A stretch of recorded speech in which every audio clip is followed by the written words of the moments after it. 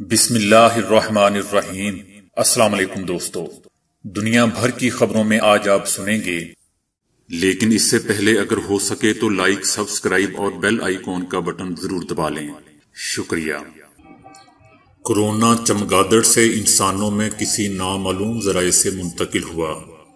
عالمی ادارہ صحت۔ آن لائن کلاسز بچوں کی ذہنی صحت کے لیے خطرہ، ایک تحقیق۔ کراچی میں پہلی الیکٹرک بس چل پڑی۔ چائنا اور ایران کے تعلقات پر کئی سال سے پریشان ہوں، جو بائیڈن۔ آذربائیجان سے شکست پر آرمینائی وزیر اعظم کا مستعفی ہونے کا فیصلہ۔ پاکستان اور بھارت کی بلائنڈ ٹیموں نے کرکٹ پچ پر دوستی کے سفر کا آغاز کر دیا۔ کلب کے باہر پٹائی پر اجے دیوگن کا رد عمل بھی آ گیا۔ نوکری کے اختتام پر بقایا جات سکوں سے بھری ٹرالیز۔ فیس بک نے وینزویلا کے صدر سمیت 1 ارب سے زائد اکاؤنٹس بند کر دیے۔ سائنسدانوں نے کائنات کی 5ویں قوت شاید دریافت کر لی ہے۔ مسلمان ہونے کی وجہ سے امتیازی سلوک کا سامنا کرنا پڑا، بھارتی اداکارہ۔ تو آئیے چلتے ہیں اب خبروں کی تفصیل کی جانب۔ ووہان کی لیبارٹریز اور شہر کا تحقیقی دورہ کرنے والی عالمی ادارہ صحت کی ریسرچ ٹیم کی کورونا کی جائے پیدائش سے متعلق رپورٹ AFP نے حاصل کر لی۔ رپورٹ میں کسی حتمی یا پختہ نتیجے کو ظاہر نہیں کیا گیا ہے، تاہم کورونا کی جائے پیدائش سے متعلق دنیا بھر کے فرضی نظریات کے امکانات کا تفصیلی جائزہ لیا گیا ہے۔ رپورٹ میں کہا گیا ہے کہ کورونا سب سے پہلے چمگادڑ میں پایا گیا اور اس بات کا سب سے زیادہ امکان ہے کہ چمگادڑ سے کورونا کسی جانور میں منتقل ہوا اور پھر اس جانور سے انسانوں تک پہنچا۔ تاہم اس جانور کا سراغ نہیں لگایا جا سکا۔ چمگادڑوں میں یہ ارتقائی مرحلہ کئی اشروں میں طے پایا، اس لیے ممکنہ طور پر یہ کورونا پہلے چمگادڑ سے کسی جانور میں پہنچا، پھر انسانوں میں منتقل ہوا۔ کورونا کے براہ راست چمگادڑ سے انسانوں میں منتقل ہونے کے امکان کو بھی مسترد نہیں کیا جا سکتا، تاہم اس کا امکان نہایت ہی کم ہے۔ عالمی ادارہ صحت کی تحقیقی ٹیم نے کورونا کی ووہان لیبارٹری میں حادثاتی یا جان بوجھ کر تیار ہونے کے تاثر کو مسترد کرتے ہوئے بتایا کہ کورونا کے لیبارٹری میں تیار کرنے کے کوئی شواہد نہیں ملے۔ عالمی ادارہ صحت کے محققین کے مشن نے اپنے دورے کے اختتام پر 9 فروری کو پریس کانفرنس میں کہا تھا کہ ماہرین اور ان کے چینی ہم منصب ابھی تک کوئی پختہ نتیجہ اخذ نہیں کر سکے ہیں۔ امریکی ادارے کی جانب سے کی گئی تحقیق میں انکشاف کیا گیا ہے کہ عالمی وبا کے دوران آن لائن کلاسیں لینے سے والدین اور بچوں کی ذہنی صحت پر منفی اثرات پڑے ہیں۔ امریکی سینٹر برائے ڈیزیز کنٹرول اینڈ پریونشن نے عالمی وبا کے دوران آن لائن کلاسوں سے بچوں اور والدین کی ذہنی صحت پر اثرات مرتب ہونے کا مطالعہ کیا۔ محققین نے دعویٰ کیا کہ اس تحقیق کے دوران حاصل ہونے والے نتائج سے بچوں اور والدین کی جذباتی، جسمانی اور ذہنی صحت میں 17 میں سے 11 خطرات کی نشاندہی ہوئی۔ بچوں کی جسمانی حرکات اور کھیل کود کے اوقات کار کم ہونے سے بچے سست اور بیمار ہو گئے۔ بچوں میں چڑچڑا پن، ضد اور غصے کی علامات بھی اضافہ ہوا۔ ان کی قوت مدافعت اور قوت برداشت میں بھی کمی آئی۔ ایسے بچے زیادہ تر سوتے رہے یا انٹرٹینمنٹ استعمال کرتے رہے، جس سے پٹھے اکڑ گئے اور جسم میں درد جیسی شکایات کا سامنا رہا۔ اسی طرح 25% والدین میں بھی بچوں جیسی علامتیں دیکھی گئیں۔ بچوں کے ہر وقت گھر میں رہنے سے کام کے بوجھ میں اضافہ ہوا اور گھر کا نظم بھی بے ترتیب ہوا، جس کی وجہ سے خاتون خانہ جسمانی تکلیف اور ذہنی دباؤ کا شکار رہیں۔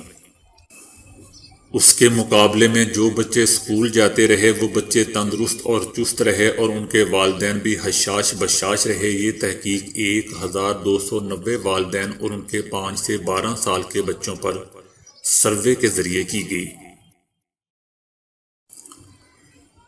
کراچی میں الیکٹرک بس منصوبے کا آغاز ہو گیا، جو ٹاور سے سہراب گوٹ تک چلے گی اور ایک سٹاپ کا کرایہ 10 روپے ہوگا۔ بس کے مجموعی طور پر 10 سٹاپ ہوں گے۔ صفائی گروپ کی الیکٹرک بس 37 سیٹوں پر مشتمل ہے۔ بس مکمل طور پر الیکٹرک بس ہے۔ ہر ماہ ان بسوں کی تعداد میں اضافہ کیا جائے گا۔ 2017 سے اس شعبے میں جتنا کام ہونا چاہیے تھا وہ نہیں ہوا۔ کورونا کی وجہ سے بہت سی چیزیں متاثر ہوئی ہیں، تاہم اب الیکٹرک بس منصوبہ کا پہلی مرتبہ سندھ میں آغاز ہو چکا ہے۔ صدر جو بائیڈن کا کہنا ہے کہ چائنا اور ایران کے درمیان بڑھتے تعلقات پر کئی سال سے پریشان ہوں۔ چند روز قبل امریکہ کے مقابلے میں حلیف ممالک چائنا اور ایران کے درمیان دو طرفہ تعلقات کے حوالے سے 25 سالہ معاہدے پر دستخط کیے گئے، جس کے بعد امریکہ اور نئی جو بائیڈن انتظامیہ میں بے چینی کی لہر دوڑ گئی۔ چائنا اور ایران کے درمیان بڑھتی قربتوں نے امریکی صدر جو بائیڈن کو پریشان کر رکھا ہوا ہے۔ جو بائیڈن اس سے قبل بھی متعدد بار چائنا سے کشیدہ تعلقات پر تشویش کا اظہار کر چکے ہیں، تاہم حالیہ معاہدے پر بات کرتے ہوئے پہلی بار امریکی صدر نے تشویش کا اظہار کیا ہے۔ ایئرپورٹ پر روانگی سے قبل صحافی کے سوال پر کہ کیا چائنا اور ایران کے درمیان معاہدے پر خدشات ہیں، امریکی صدر نے کہا کہ دونوں ممالک کے درمیان بڑھتے تعلقات میں کئی سال سے فکر مند ہوں، یہ آج کی بات نہیں ہے۔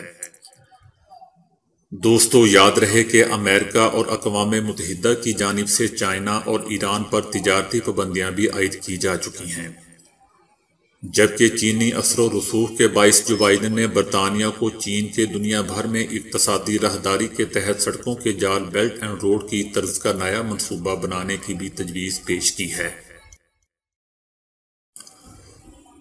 آذربائیجان سے عبرتناک شکست پر شدید عوامی دباؤ کے شکار آرمینیائی وزیر اعظم نکول نے اعلان کیا ہے کہ وہ اپریل میں اپنے عہدے سے مستعفی ہو جائیں گے، تاہم وہ پارلیمانی انتخابات کے انعقاد تک اپنے عہدے پر کام کرتے رہیں گے۔ آرمینیا کے وزیر اعظم پر آذربائیجان سے گزشتہ برس اکتوبر میں 6 ماہ کی لڑائی کے بعد ہتھیار ڈالنے پر شدید عوامی دباؤ کا سامنا تھا، جبکہ اپوزیشن جماعتوں کی جانب سے کڑی تنقید کی جا رہی تھی اور نئے انتخابات کا مطالبہ کیا جا رہا تھا۔ عالمی سطح پر قاراباغ کو آذربائیجان کا علاقہ تسلیم کیا جاتا ہے، جس پر آرمینیا نے قبضہ کیا ہوا تھا۔ آرمینیا اور آذربائیجان کا انسان دوستی کے تحت لڑائی بندی کا اعلان دونوں ممالک کے درمیان روس کی مداخلت پر ہوا تھا، اور انسان دوست امن معاہدے کے تحت نہ صرف آرمینیا نے ہتھیار ڈال دیے تھے بلکہ آذربائیجان کو کئی علاقے واپس بھی کر دیے تھے۔ اس لڑائی میں 2000 سے زائد افراد مارے گئے تھے اور سینکڑوں زخمی ہوئے تھے۔ پاکستان اور بھارت کی بلائنڈ کرکٹ ٹیموں کا ٹاکرا 4 اپریل کو بنگلہ دیش کے شہر ڈھاکہ میں ہوگا۔ پاکستان اور بھارت میں عرصے سے جاری کشیدہ تعلقات اور تناؤ کے باوجود بلائنڈ ٹیموں نے کرکٹ پچ پر دوستی کے سفر کا ایک بار پھر آغاز کر دیا ہے۔ یہ پاکستان بلائنڈ کرکٹ ٹیم کا پہلا غیر ملکی دورہ ہے۔ پاکستان، بھارت اور بنگلہ دیش کے اس T20 سیریز میں شرکت کے لیے پاکستانی ٹیم نثار علی کی قیادت میں آج لاہور سے ڈھاکہ روانہ ہوگی۔ 2 اپریل کو افتتاحی میچ بھارت اور بنگلہ دیش کا ہوگا، جبکہ 3 اپریل کو پاکستان کا مقابلہ بنگلہ دیش سے طے ہے۔ 4 اپریل کو پاکستان اور بھارت کی ٹیمیں آمنے سامنے ہوں گی، جبکہ 6 اپریل کو پاکستان اور بنگلہ دیش، جبکہ پاکستان اور بھارت کا دوسرا میچ 7 اپریل کو کھیلا جائے گا۔ 2 بہترین ٹیموں کا فائنل 8 اپریل کو ہوگا۔ بھارتی دارالحکومت دہلی میں کلب کے باہر چند افراد کے ہاتھوں پٹائی پر بالی ووڈ اداکار اجے دیوگن کا بھی رد عمل سامنے آ گیا۔ گزشتہ روز بھارتی سوشل میڈیا پر ایک ویڈیو کلپ تیزی سے وائرل ہوئی تھی، جس میں دہلی میں کلب کے باہر چند افراد ایک شخص کو بری طرح پیٹ رہے تھے۔ سوشل میڈیا صارفین کا کہنا تھا کہ یہ شخص کوئی اور نہیں بلکہ بالی ووڈ اداکار اجے دیوگن ہے۔ اجے دیوگن نے اس ویڈیو پر رد عمل دیتے ہوئے کہا کہ نیو دہلی میں کلب کے باہر جھگڑے کی خبر بے بنیاد ہے۔ ایسا لگتا ہے کہ میرا کوئی ہم شکل مشکل میں ہے، مجھے جھگڑے سے متعلق کالز موصول ہو رہی ہیں۔ میں واضح کر دینا چاہتا ہوں کہ میں نے کبھی بھی سفر نہیں کیا۔ میرے بارے میں جھگڑا ہونے سے متعلق تمام رپورٹس بے بنیاد ہیں۔ امریکہ میں ایک ملازم کو نوکری چھوڑنے کے بعد واجبات سکوں سے بھری ٹرالی کی صورت میں ادا کیے گئے۔ امریکی ریاست جارجیا کے رہائشی اینڈریاس نے جب نوکری سے استعفیٰ دیا تو انہیں اندازہ نہیں تھا کہ ملنے والے واجبات کس طرح ان کے لیے درد سر بن جائیں گے۔ جاب چھوڑنے کے بعد جب انہیں فون پر اطلاع دی گئی کہ واجبات کوریئر کے ذریعے گھر بھیج دیے گئے ہیں تو وہ بہت خوش تھے کہ آخری تنخواہ اور دیگر واجبات یکمشت ملیں گے۔ چیک ملنے کی امید پر جب وہ اپنے گھر پہنچے تو ڈاکیا وہاں چیک کی بجائے سکوں سے بھری ایک ٹرالی لیے انتظار کر رہا تھا۔ یہ صورتحال اینڈریاس کے لیے صرف حیران کن ہی نہیں بلکہ پریشان کن بھی تھی۔ بقایا جات سکوں کی صورت میں دیے گئے تھے اور وہ بھی تیل اور چکنائی سے اٹے ہوئے۔ اب انہیں سکوں کو استعمال کرنے کے لیے پہلے ایک ایک کر کے سکوں کو اچھی طرح دھو کر چکنائی ہٹانا ہوگی، جس میں کافی وقت لگے گا۔ دوسری طرف کمپنی کے اعلیٰ عہدیدار اسے اپنے سابق کولیگ سے محض ایک مذاق قرار دیتے ہیں، لیکن اس شخص کا کہنا ہے کہ یہ ایک بچکانہ حرکت ہے جس کے خلاف وہ محکمہ محنت افرادی قوت سے رجوع کریں گے۔ فیس بک نے کورونا سے متعلق گمراہ کن معلومات پھیلانے پر وینزویلا کے صدر نیکولس سمیت 1 ارب 3 کروڑ سے زائد اکاؤنٹس اور پیجز بند کر دیے۔ گزشتہ روز وینزویلا کے صدر نیکولس کے پیج کو منجمد کر دیا گیا جس سے کورونا ویکسین سے متعلق گمراہ کن معلومات شیئر کی گئی تھی۔ پیج پر کورونا کے علاج کے لیے ایک دیسی اور جدوئی طریقہ بتایا گیا تھا۔ یہ ایک ہومیوپیتھک دوا سے متعلق ویڈیو تھی جسے فوری طور پر ہٹا دیا گیا۔ ذراتی فزکس کے سب سے بڑے بین الاقوامی مرکز سرن میں تقریباً 900 سائنسدانوں کی عالمی ٹیم کا کہنا ہے کہ انہیں شاید ایک ایسے نئے بنیادی ذرے کے شواہد ملے ہیں جو ممکنہ طور پر کسی 5ویں قوت کا نمائندہ بھی ہو سکتا ہے۔ یہ شواہد انہیں 2011 سے 2018 کے دوران کئی تجربات سے جمع ہونے والے ڈیٹا کا باریک بینی سے تجزیہ کرنے کے بعد حاصل ہوئے ہیں۔ تازہ شہادتیں اگرچہ اتنی مضبوط ہیں کہ ان کے غلط ہونے کا امکان صرف 0.1% یعنی 1000 میں سے 1 جتنا ہے، لیکن فزکس میں نئی شہادتوں اور ثبوتوں کو دریافت کرنے کے لیے دوستو ان کے غلط ہونے کا امکان 35 لاکھ میں سے صرف 1 ہونا چاہیے۔ دوستو اب تک ہم کائنات میں 4 بنیادی قوتوں سے واقف ہیں جنہیں ہم نے بالترتیب قوت ثقل یعنی گریوٹی، برقی مقناطیسی قوت یعنی electromagnetic force, weak nuclear force اور اسٹرانگ نیوکلیئر فورس کے نام دے رکھے ہیں۔ قوت ثقل یعنی گریوٹی کو چھوڑ کر باقی تینوں کائناتی قوتوں کو آپس میں یکجا کرنے کے لیے اسٹینڈرڈ ماڈل کے نام سے ایک تھیوریٹیکل فریم ورک تقریباً 50 سال سے موجود ہے۔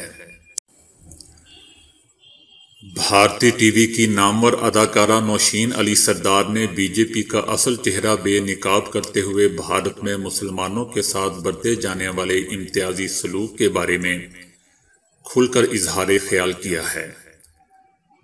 ڈرامہ سیریل کسوم میں اداکاری کے جوہر دکھانے والی ٹی وی کی معروف مسلمان اداکارہ نوشین علی سردار نے حال ہی میں دیے گئے ایک انٹرویو میں بھارت میں مسلمانوں کے ساتھ برتے جانے والے امتیازی سلوک سے پردہ اٹھاتے ہوئے کہا ہے کہ رشتہ کرانے والی خاتون نے ان کا رشتہ کروانے سے صرف اس لیے انکار کیا کیونکہ وہ ایک مسلم گھرانے سے تعلق رکھتی تھی۔ اداکارہ نے کہا کہ یہ 2021 ہے، ہاں میں مسلمان ہوں تو کیا ہوا، یہ پہلی بار نہیں ہے کہ انہیں مذہب کی وجہ سے بھارت میں امتیازی سلوک کا سامنا کرنا پڑا ہو، بلکہ اس سے قبل انہیں مختلف ہاؤسنگ سوسائٹیوں میں گھر دینے سے منع کر دیا گیا تھا کیونکہ وہاں لوگ مسلمانوں کو گھر یا فلیٹس دینے کے حق میں نہیں تھے۔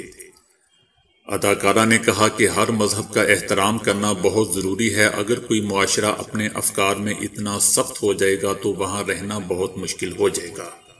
تو دوستو آج کے لیے اتنا ہی۔ ویڈیو کو لائک اور شیئر کرنے کا بہت بہت شکریہ۔